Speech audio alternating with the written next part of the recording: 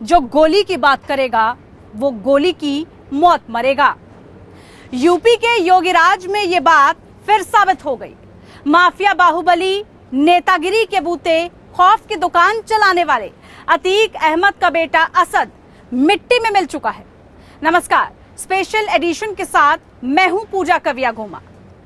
Mafia को मिट्टी में मिला देंगे, ये योगी की दहाड़ थी और उमेश पाल मर्डर केस में एक एक कर सारे माफिया अब मिट्टी में मिलाए जा रहे हैं। इस माफिया को मिट्टी में मिला देंगे।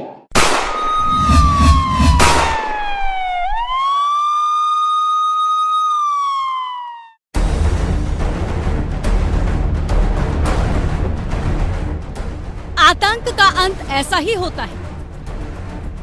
गुमनाम से वीरान जगह पर ढेर, हाथ में रिवॉल्वर, जिसमें गोलियां पैबस्त। अतीक का बेटा अहमद उमेश पाल मर्डर केस में था वांटेड। 5 लाख का इनामी था असद।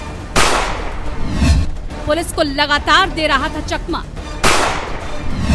झांसी में असद का झांसा फेल, पुलिस एनकाउंटर में खत्म थी। अतीक तो दूसरी बार साबरमती से प्रयागराज महफूज आ गया। उसकी गाड़ी कहीं नहीं पलटी, लेकिन उसके बेटे की जिंदगी की गाड़ी झांसी में जरूर पलट गई। गैंगस्टर और नेतागिरी यानी क्राइम और पॉलिटिक्स के घालमेल के खेल का सबसे बड़ा खिलाड़ी अतीक अहमद और उसके अपराध के साम्राज्य का क्राउन प्रिंस असद। जब मौत आई तो टाइमिंग भी ऐसी कि अतीक कानून के कटघरे में, जबकि असद ऊपर वाले की अदालत में। अतीक के बेटे असद और शूटर गुलाम मोहम्मद को यूपी पुलिस ने मार गिराया। दोनों उमेश पाल मर्डर केस में वांटेड थे। दोनों पर 5-5 लाख रुपए का इनाम था। दोनों के पास से विदेशी हथियार भी बरामद हुए। एनकाउंटर झांसी में पारीछा डैम के पास एसटीएफ ने किया। आतंक के अंत का चैप्टर 1। 24 फरवरी को उमेश पाल का मर्डर हुआ था। तब से ही असद और गुलाम फरार थे। एसटीएफ 48 दिन से ट्रेस कर रही थी। झांसी में इनकी लोकेशन मिली। एनकाउंटर में अतीक के कुल का चिराग बुझा। 24/2/2023 को जो 2 अभियुक्त जिनको आपराधिकृत करते हुए सबने देखा है, मुठभेड़ में घायल हुए तथा बाद में उनकी मृत्यु हो गई, जिनकी पहचान असद पुत्र अतीक अहमद तथा गुलाम पुत्र मकसूदन के रूप में हुई। एनकाउंटर टीम में कौन था कौन नहीं, ये डिटेल ज्यादा अहम नहीं। महत्वपूर्ण ये है कि असद का खेल ऐसे समय खल्लास हुआ जबकि योगी कुछ ही दिन पहले बोल चुके थे कि माफिया मिट्टी में मिला दिए जाएंगे।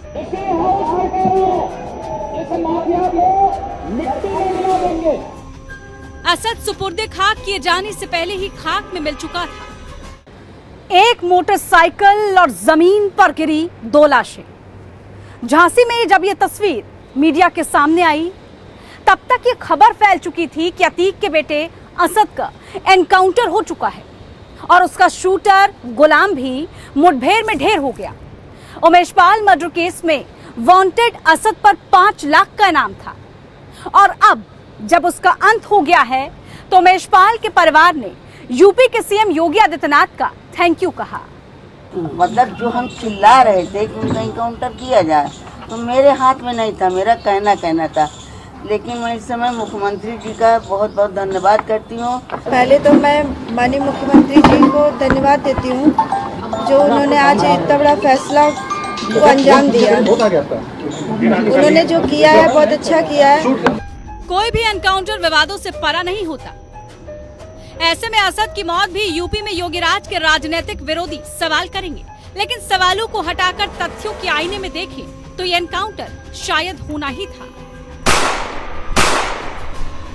पुलिस वारंट भी लेकर साबरमती और बरेली से अतीक और अशरफ को प्रयागराज लाती है। इनपुट थे कि रास्ते में काफिले पर हमला करके अतीक को छुड़ाने की प्लानिंग की जा रही थी। इसे देखते हुए स्पेशल फोर्सेस लगाई गई थी। दोपहर 12:30 से दोपहर 1 बजे के बीच चेकिंग के लिए कुछ लोगों को रोका गया। दोनों तरफ से गोलियां चली। गोलियां चलाने वाले दरअसल असद यानी अतीक का बेटा और शूटर गुलाम थे। फिर जैसा फिल्मों में होता है, यानी जवाबी गोलीबारी में असद और गुलाम ढेर हो गए। अब असद की कुंडली भी जान लीजिए। असद का क्राइम बायोडाटा उसके बाप से कम इम्प्रेसिव नहीं था। असद का बायोडाटा उसके बाप से भारी। क्राइम के संस्कार पालने में मिले। गुंडई की विरासत अब्बा जान से मिली। अतीक का तीसरा नंबर का बेटा था असद। उमेश पाल मर्डर केस में नाम आया, तब से फरार चल रहा था असद। 5 लाख का वांटेड था असद। लखनऊ के स्कूल से इसी साल 12वीं की थी असद ने, लेकिन क्राइम के बाप वाले चराते शौक ने उसके कुनबे को असद के 40वें का मौका दे दिया। असद उमेश पाल मर्डर केस में मुख्य आरोपी था। अब उमेश पाल मर्डर के सीसीटीवी फुटेज को देखिए। असद सीसीटीवी फुटेज में उमेश पाल को गोली मारता दिख रहा है। वहीं उसके साथ ढेर हुआ गुलाम भी सीसीटीवी फुटेज में टोपी पहने दिख रहा है और पिस्टल से गोली दाग रहा है। उमेश पाल मर्डर केस से पहले असद पर कोई मुकदमा नहीं था, जबकि उसके साथ मारा गया गुलाम मर्डर केस समेत 8 मामलों में आरोपी। मीडिया रिपोर्ट से बताती हैं कि असद को पढ़ाई के लिए लंदन जाना था।